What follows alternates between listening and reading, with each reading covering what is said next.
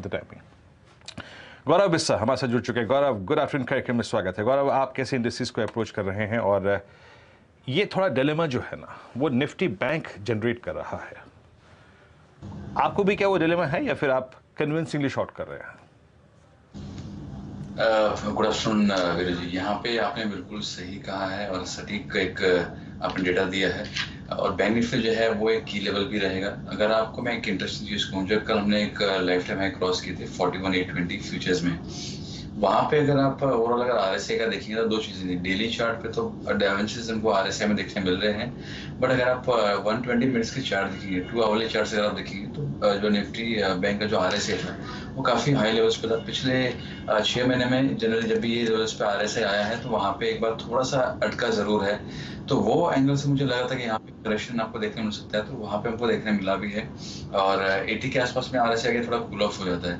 अब रही बात कि यहाँ पे किस तरह से करना चाहिए, तो अगर आप फिर से अगर आवली या 2 आवली चार्ट्स देखेंगे तो बैंक निफ्टी एक 22 सितंबर से अगर आप देखेंगे तो एक अच्छा 22 अगस्त सॉरी एक अच्छा वैसा एक रेंज में राइजिंग चल में ट्रेड करी है, जिसके सपोर्ट्स जो है वो 47 पे आ रहे हैं। तो ऊपरी लेवल्स पे उन्होंने क्लाइंट्स को सुझाया था कि अगर लॉन्ग से तो आप खाली कीजिए और शॉर्ट की इसमें उम्मीदें बनाए रखिए। लेकिन यहाँ पे अभी 47 के नीचे जब तक अवली क्लोज नहीं आता, मैं अभी बैंक निफ्टी पर उतना अग्रेसिवली शॉर्ट नहीं रहूंगा। और अगर आप देखिए तो आज अंडर परफॉर्मेंस आपको बैंक निफ्टी में देखने नहीं मिल रहा है, इसलिए निफ्टी की जो डाउनसाइड है वो थोड़ी कहीं ना कहीं अटक रही है। दूसरा मुझे जिक्र किया था निफ्टी के लेवल्स पे, मैं भी उसमें सहमत हूँ। 17,630 एक काफी क्रिटिकल सपोर्ट एरिया है। मुझे लगता है कि आज के लिए इसके नीचे क्लोजिंग एटलीस्ट नहीं आएगी, शायद एक इंट्राडे देखने जरूर मिल जाए, बट क्लोजिंग मुझे लगता है कि यहाँ पे नहीं आएगी। और 17,630 का सस्टेन हो गया तो मुझे लगता है 1-2 दिन के अंदर फिर से एक बार 17,850 17,900 के लेवल्स आपको देखने मिल सकते हैं। तो यहाँ पे मेरा रुझान जो है ये करंट जंक्शन पे मेरा पॉजिटिव या थोड़ा बुलिशनेस के लिए ही रहेगा, बड़ी अपसाइड नहीं, लेकिन एटलीस्ट यहाँ से एक बाउंस के लिए रहेगा। दूसरी बात है, याद रखिएगा एक चीज़, सुबह हमने एक चार्ट डिस्कस किया था यूएस का वीकली चार्ट। देखिए, मैं अपनी अप्रोच रख रहा हूँ यहाँ पे और इस पर मैं कुछ देर में गौरव जी की राय ले लूँगा कि यूएस मार्केट अपनी सबसे स्ट्रॉन्ग, जिसे कहते हैं ना, जिसे कहते हैं स्ट्रॉन्ग शब्द का इस्तेमाल किया मैंने, सबसे एक ओवरसोल्ड ट्रेजेक्टरी में पड़ा हुआ है। अगर आप सन 2000 से लेकर 2010, 20 और अब 22, इस 22 साल की ट्रेजेक्टरी, डाटा साहब वो चार्ट होगा, अगर डाउ का तो वीकली चार्ट लेके आइएगा। अगर आप इस 22 साल के टाइम फ्रेम में से 3 इंस्टेंसेस को सब्सट्रैक्ट कर दें, डॉट कॉम क्राइसिस, उसके बाद 2008 की मंदी और उसके बाद कोविड, हमेशा अमूमन 99% केसेस में यूएस मार्केट जो है वो 200 वीक एक्सपोनेंशियल मूविंग एवरेज पे आके बॉटम आउट हो जाते हैं। अब हम जिस ट्रेजेक्टरी में यूएस को देख रहे हैं, हार्डली यूएस उस 1000 पॉइंट की ट्रेजेक्टरी से दूर है।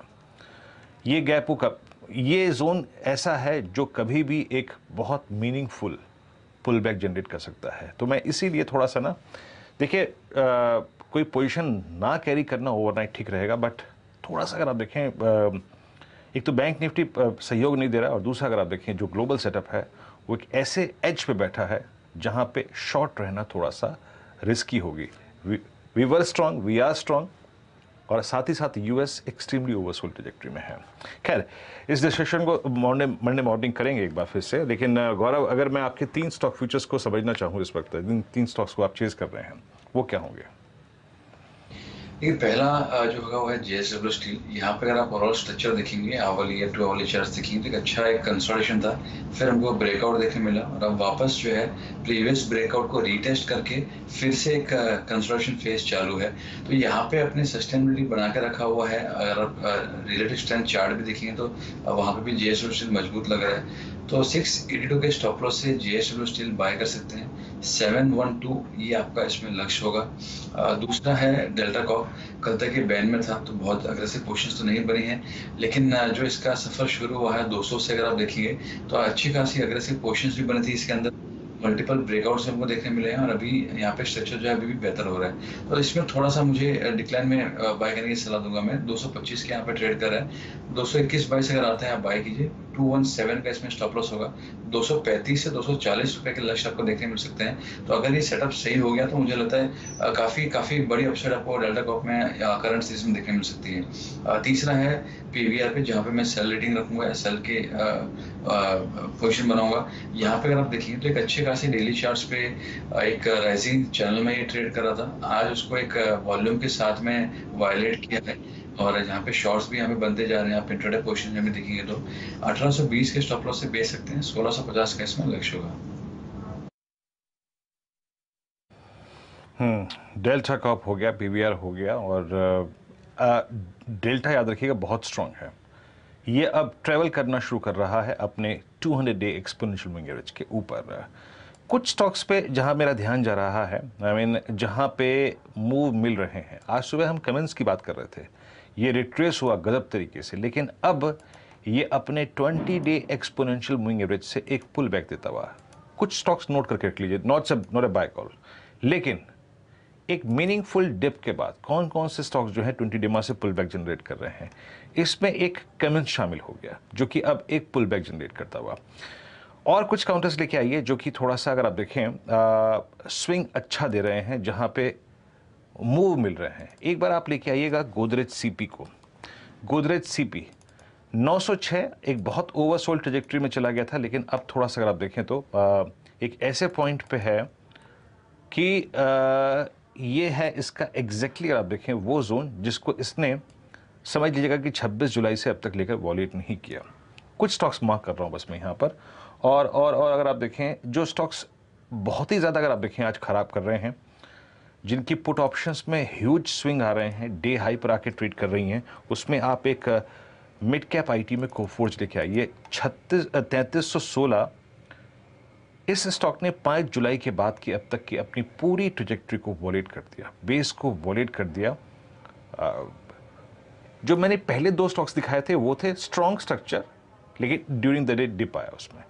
ये वो स्ट्रक्चर्स हैं जो कि अपने मल्टी मंथ बेस कोफोर्ज जो है अपना 17 जून से लेकर अब तक का पूरा बेस वॉलेट करने की तैयारी करता हुआ।